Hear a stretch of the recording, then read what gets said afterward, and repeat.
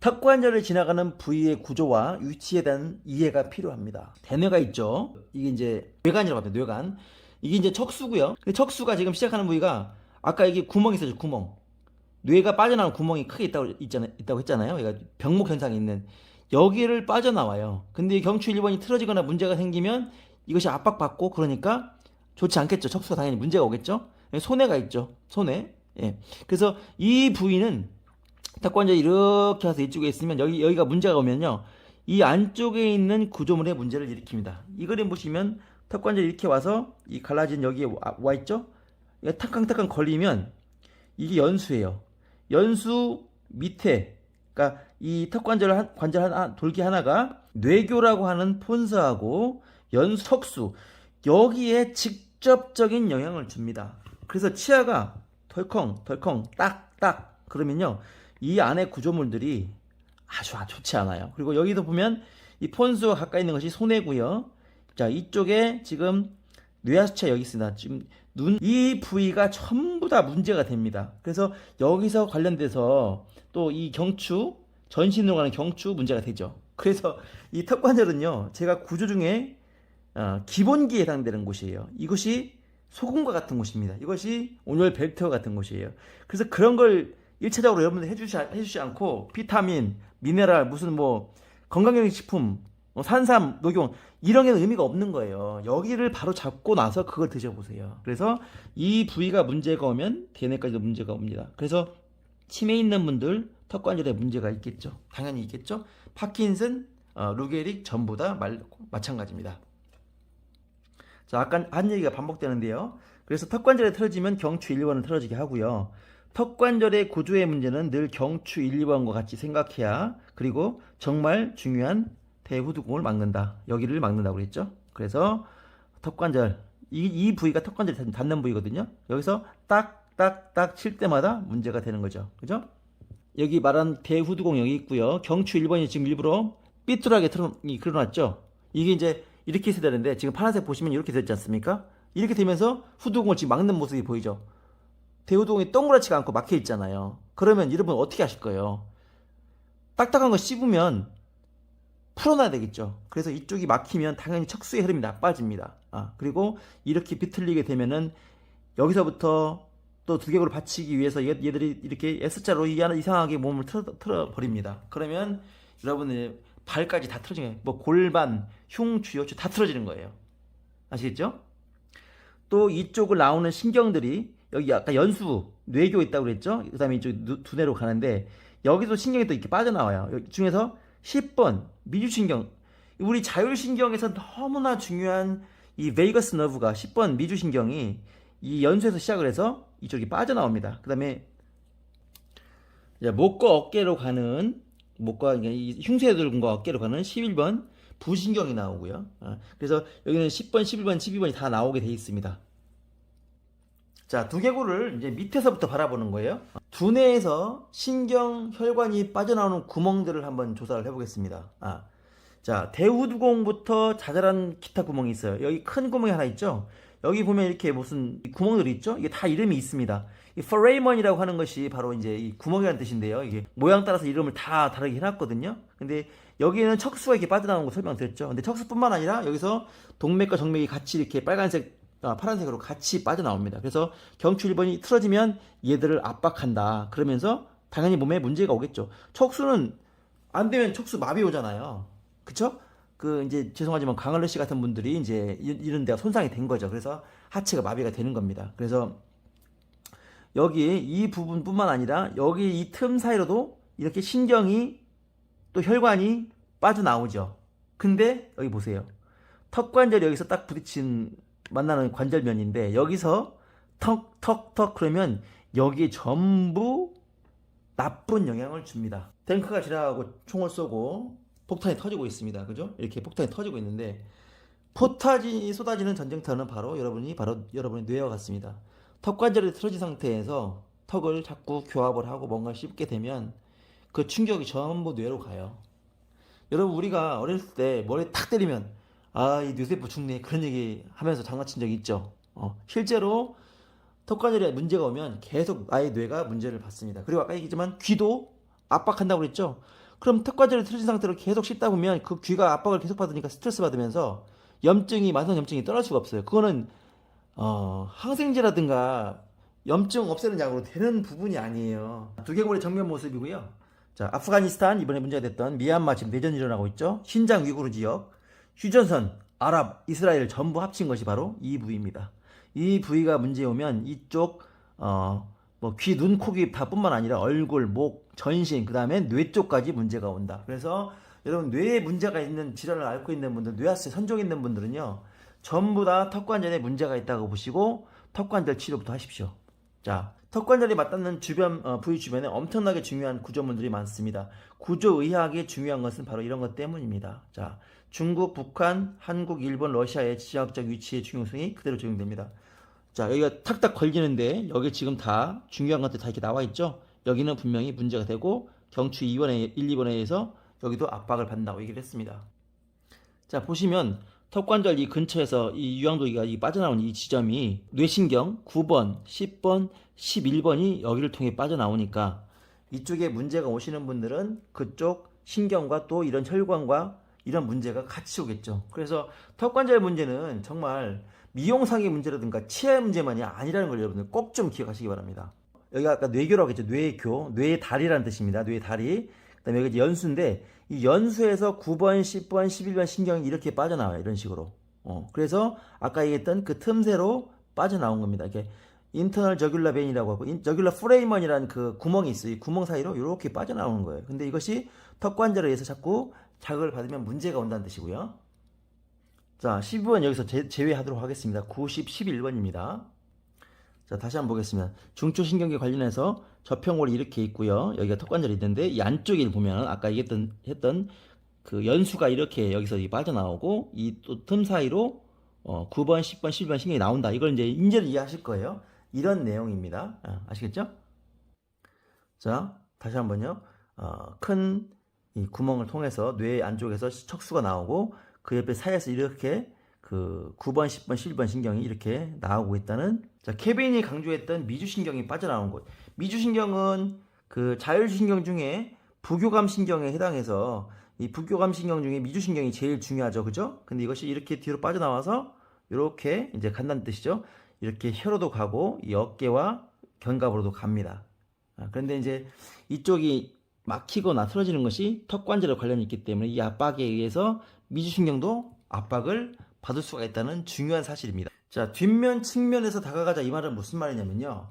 여러분 턱관절이 여기서 부딪히면서 이쪽의 구조물에 영향을 줄 수 있다고 그랬죠. 그래서 측면에서는 이제 이쪽에 문제가 올 수 있기 때문에 이 턱관절에 문제가 있는 분들은 이제 뇌기능에 영향을 줄 수 있다고 했는데 지금 뒷면은 무슨 말이냐면 제가 넣은 말은 뭐냐면 이 대후두공, 이 후두공이 이게 머리 뒤쪽이지 않습니까? 이게 앞쪽이니까 뒤쪽에서 이게 평면으로 그려졌기 때문에 이게 판판한 것 같지만 사실은 그게 아니고요. 이게 이제 두개골이라고 했을 때 이게 앞머리 쪽이고 이쪽이 후두부라고 했을 때 이렇게 해서요. 후두부 머리카락이 낮지 않습니까? 그럼 이 밑에가 이 부위가 이렇게 돼 있어요. 뚝 떨어져요.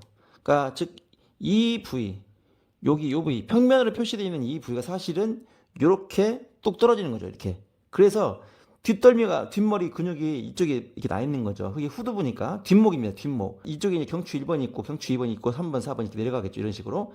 근데 여기가 바로 제가 머슬러 뒷목용으로 여기를 누르라는 이유가 바로 이겁니다. 여기를 풀어주면요. 이 부위를 푸는 거예요. 자, 베개를 베고 누우면 이 부위가 자극이 됩니다. 이쪽 근육이. 그러면서 제가 얘기했죠. 머리를 반듯이 세우기 위해서 이 후두근과 후두하근이 여기가 많이 굳어 있다. 그래서 베개를 딱 베고 이게 누우면 이렇게 되겠죠? 자, 이쪽에 누우면 이쪽으로 깊이 이 지압봉이 쑥 들어가면서 여기를 다 풀어주는 거예요. 이런 식으로. 그러면 여기에 눌림이 압박이 있는 것들이 많이 편해지겠죠. 그리고 이쪽 근처에 있는 뇌 속 구조물들이 편해지는 거예요. 그래서 턱관절을 좌우가 이제 균형이 맞게 풀어주면 이쪽이 일단 편안해지면서 좋아지죠. 그 다음에 대후두근의 압박을 갖다가 경추 1, 2번을 교정하면서 이쪽 주변 근육을 풀어주면 이쪽도 편해지는 거예요. 그러면 뇌로 혈액과 신경이 자유롭게 왔다 갔다 할 수 있는 거죠. 그러면 이 부분의 뇌 기능은 많이 좋아지는 거예요. 그래서 뒷목을 했는데 몸 전체가 나른하고 가벼워져 이렇게 하는 댓글 저한테 그 카톡을 많이 남겨주시거든요.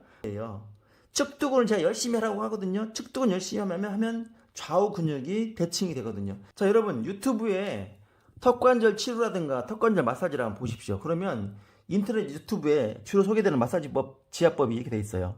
측두근은 이와 같이 손가락을 이용해서 Reduce Pain with a TMJ Massage. 그죠? 그 턱관절 마사지를 하는 건데 손가락으로 이렇게 눌러가지고 통증을 가라앉혀라. 또는 셀프 마사지 for TMJ disorders. 그러니까 턱관절 장애를 갖다가 셀프로 마사지 하는 건데 지금 보세요. 이런 손가락으로 이렇게 끄적끄적 하고 있잖아요. 여러분 이거 어린 반푼도 없습니다. 할 때뿐이고 유지가 안 돼요. 이 정도 압으로 해서는 아무리 강호동 씨가 이걸 누른다고 보고 천하장사 악힘이 센다 하더라도 이거를 본인이 깊게 오랫동안 누를 수가 없습니다. 효과도 떨어질 뿐더러. 그래서 제가 뇌 쪽에 질환이 있고 얼굴 쪽 이목구 위에 질환이 있고 목 이런 데 질환이 있는 분들은요. 측두근, 특히 측두근을 먼저 지압하듯이 머슬러를 대고 여기를 강하게 지압을 해서 이 딱딱함을 하루에 한 2시간 정도 좌우해서 2시간 정도 풀어보십시오. 측두근을 먼저 제압을 해야 되는데 이런 손가락으로 한다? 여러분 유튜브 보세요. 다 이렇게 돼 있습니다. 다 하나같이 효과가 없어요. 잠깐 하고 나서 한 5분 쉬어나고 도루묵입니다. 그러면 저는 제대로 된 지압을 하라고 얘기를 하는 거예요. 지압법이 틀려 있다. 지압 도구를 바꿔라. 그렇게 얘기를 하는 겁니다. 보세요. 이분이 지금 지압을 하는 것과 지금 제가 지압을 받고 있는데 이 차이를 한번 보시란 말이죠. 손가락의 힘과 5kg 머리의 무게의 지압력의 차이. 그죠? 그리고 한 포인트가 아니고 한 4포인트, 5포인트가 지금 동시에 지압이 되고 있는 겁니다. 손가락은요, 잠깐의 시원함밖에 줄 수가 없어요. 마사지사한테 돈을 줘도 여기를 여러분 몇 분이나 하겠어요? 몇 분 하지도 않습니다. 자, 손가락은 아파서 몇 초밖에 못 누릅니다. 지압하는 사람이 아파요. 그리고 반면에 지압기는 1시간도 이대로 있을 수가 있어요. 그러면 지압의 압력과 누르는 시간, 지압되는 속 근육의 깊이가 완전히 다르죠. 이거는 체중에 의해서 조금씩 근육이 풀리면서 들어갈 수가 있어요. 그래서 이쪽 근육은 상당히 깊다고 그랬죠? 깊이가 한 이 정도 됩니다. 상당히 깊어요. 이 정도 되겠네요. 검은색 이 볼펜 뚜껑처럼. 그 정도가 굳어있기 때문에 거기를 셀프 마사지 하려면 이런 방식으로 가야 된다. 특히 끝이 이렇게 뾰족해가지고 그것이 충분한 지압력을 줄 수 있어야 된다. 그 말입니다. 여러분 턱관절 풀려면 교근도 교근이지만 저측두근 부위가 제일 중요합니다. 그 다음에 어디를 주로 지압하고 마사지 해야 하는가? 그죠? 정확히 알고 싶으시죠? 측두근이 이렇게 있어요. 여기까지 뒤로까지 갑니다. 이렇게 이만큼 가고요. 그 다음에 여기 그 뼈가 있죠? 광대뼈 뼈가 있단 말이죠. 그 다음에 여기 교근이 있단 말이죠. 그러면 제일 중요한 것은 이 뼈 바로 위에부터 이렇게 눈썹 끝, 눈꼬리 끝에 이렇게 있는 이 근육이 제일 많이 굳어요. 이만큼이. 그래서 1번으로 여기를 푸십시오. 그 다음에 이쪽까지 풀어내십시오. 여기 누르면 심한 사람일수록 되게 아파요. 턱관절이 있고 위가 아프신 분들, 두통 있는 분들은 여기가 되게 아프니까 1차로 이 측두근을 먼저 조져라. 여기를 먼저 아픔이 없을 때까지. 처음에 할 땐 되게 아파요. 그래서 아프신 분들은 지압기를 쓸 때 수건 한두 개를 놓고 시작을 하십시오. 그래서 되자마자 너무 아프다. 그러면 일단 수건 2개를 대시고 나중에 1개 대시고 나중에 없이 이렇게 가면은 결국 지가 풀립니다. 안 풀릴 수가 없어요. 그래서 여기를 풀어보십시오. 이렇게 풀어보시고 그 다음에 이 뼈를 중심으로 여기에 또 익상근이라는 게 있어요. 여기도 뒤 나오겠지만 거길 또 풀어야 됩니다. 그리고 여기를 먼저 풀고 나서 이쪽까지 더 한번 대서 이렇게 되고 누워서 여기를 또 풀어야 됩니다. 이쪽을. 그 다음에 교근 풀어야 되고요. 그 다음에 뒷목 풀어야 되고요. 결국 하려면 사실 다 해야 되는데 1차로는 이 부위를 이렇게를 먼저 풀어야 됩니다. 그 다음에 턱 밑에도 풀어야 됩니다. 이제 그건 좀 더 설명드리도록 하겠습니다. 치아 교정에 대한 결론을 먼저 내리도록 하겠습니다. 치아의 교합을 교정하기 전에 일단 여러분들 상담하시잖아요. 그래서 금액도 다 받았고 시간도 다 기간도 얼마나 걸렸다는 얘기를 들었을 거 아니에요. 그래서 어릴 때부터 턱관절 주변 근육을 지압하여 풀어주는 것이 현명하겠습니까? 안 하겠습니까? 그리고 턱관절 주변에 방금 얘기한 근육들을 먼저 지압을 해놓고 풀어놓고 난 다음에 어디까지 교합이 좋아진지를 확인한 상태에서 그만큼까지 잡아놓고 교정을 실시해야 되겠습니까? 안 해야 되겠습니까? 그쵸? 아이들 집중력 떨어지고 공부 못하고 그렇게 자꾸 애한테 탓하지 마시고요. 그건 엄마 아빠 잘못이에요. 본인의 몸이 건강하지 않으면 애가 산만해집니다. 그 엄마 아빠가 사이다나 콜라 많이 먹고 커피라든가 고기 많이 먹으신 분들은요. 그것 때문에 애들이 칼슘이 부족해서 뇌 신경세포가 제대로 일을 못하기 때문에 산만하고 그런 거예요. 애들은 엄마 아빠의 씨앗이기 때문에 분명히 엄마 아빠가 잘못 생활했기 때문에 그런 거예요. 내가 30대 초반인데 디스크 와가지고 병원에 맨날 누워있고 어디 가서 소용이 없다. 그거는 본인 잘못도 있고 부모 잘못도 있는 겁니다. 아시겠죠? 그렇듯이 치아 교정을 하려고 마음 먹고 있다. 혹은 치아 교정을 하고 있다. 하고 상관없습니다. 이미 하고 있다면 그분은 반드시 측두근 풀고 이쪽 라인을 먼저 이렇게 풀어주십시오. 그 다음에 뒷목도 풀고 앞목도 풀고 턱 밑에도 풀어야 됩니다. 그 다음에 이쪽을 넘어가면 됩니다. 두피라든가. 예. 그렇게 가야 되는 겁니다. 아시겠죠? 그래서 이쪽과 이쪽 교근과 측두근을 풀지 않으면 안 돼요. 측두근 이렇게 해서 이쪽 관절에 붙어 있죠? 그죠? 예. 그렇기 때문에 측두근을 아낌없이 풀어야 되고 이 뼈를 중심으로 이 부위가 제일 깊어요. 여기 봐도 깊어 보이죠? 이 깊은 부위를 중심으로 머슬러를 대고 1시간이든 2시간이 있다 보면은 이쪽이 쫙 풀립니다. 그것이 오래 안 가요. 보통 일주일에서 10일이면 여러분들이 많이 좀 통증의 변화가 있고 그런 걸 느끼실 겁니다. 그렇게 하시면 돼요. 자, 이제 턱관절 중에 좀 빠진 것이 있는데 이제 외익상근과 내익상근은 이 턱관절을 이렇게 이게 턱뼈라고 해보면 이렇게 앞뒤로 이렇게 잡고 있는 거 이렇게 아시겠어요? 그래서 교근이 앞쪽에 잡고 있고요. 그다음에 내익상근이 안쪽에서 이렇게 잡고 있는 거죠. 그래서 이쪽도 풀어줄 필요가 있는데 여기 보면 턱이 각지는 부위예요. 대부분 엄청나게 아파요. 엄청나게. 그런데 이걸 풀어주면 많은 이득이 있습니다. 제가 그거는 이 내익상근이 좋지 않을 때 이 입 주변에 많은 증상이 일어납니다. 여러분들 흔히 이 문제로 고생하시는 분들 많거든요. 제가 나중에 따로 구조학 강의 통해서 이거 한번 설명할 기회가 있을 거예요. 그래서 이 부위가 턱관절과 관계가 되어 있는 외익상근 중에 상부섬유, 하부섬유가 되고요. 이쪽에 있는 것이 이제 그 내익상근이 되는데 이것도 다 풀어줘야 되는 거예요. 여기도 보면 이 턱뼈에 가려져서 이쪽 잘 안 보이지만 입을 벌리거나 하면 이쪽이 근육이 드러납니다. 그러면 이쪽에 턱관절 있는 분들 되게 아파요. 여기를 마찬가지로 머슬러로 여기를 대고 옆으로 누워서 측두근 푼 다음에 여기를 이쪽 깊어 보이죠? 이 깊은 걸 먼저 푼 다음에 여기다 대고 또 여기를 많이 풀어줘야 됩니다. 그래서 이거는 익상근을 풀기 위한 외익상근을 풀기 위한 방법이고요. 그 내익상근은 이 뒤 밑에서 이렇게 들어가야 됩니다. 이런 식으로 그렇게 해서 풀어주는 겁니다. 자, 제대로 된 측두근, 교근, 익상근, 안목 마사지는 이렇게 하는 겁니다. 제가 시범을 보였거든요. 이 머슬러 이게 안목용이에요. 안목용으로 측두근을 이렇게 풀고 교근을 이렇게 풀라는 얘기죠. 여기는 아까 얘기했듯이 외익상근이 이쪽에 있기 때문에 이 협골 뼈하고 이쪽을 동시에 할 수가 있습니다. 그리고 안목도 이렇게 풀라는 뜻이죠. 자, 경추 1, 2번을 이렇게 누워서 후두부에 대고 있으면 되고요. 목덜미를 이렇게 내려가지고 풀면 되겠습니다. 자, 이 머슬러 이건 뒷목용이고요. 앞에 보이는 것은 머슬러 안목용입니다. 크게 다르죠? 그래서 손에 쥐고 풀 수가 있습니다. 네.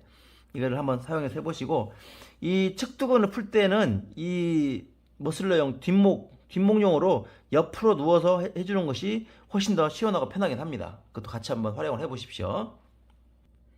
자, 한 번 더 잊지 말라고 올립니다. 만성 중이염의 원인은 턱관절 장애 때문이다. 자, 귓구멍이 보이시죠? 이어 커넬. 이 커넬 여기서 계속 압박 덜컹덜컹 그러면 귀가 문제가 온다는 얘기죠. 그래서 귀 아프신 분들 오늘 드디어 답을 찾았네, 그죠? 만성 중이염이 있고 귀에 섬출성 중이염이 있는 분들은 그렇게 뭘 해도 안 낫잖아요. 여러분 머슬러로 여기 풀어보세요. 그리고 저한테 연락을 주십시오.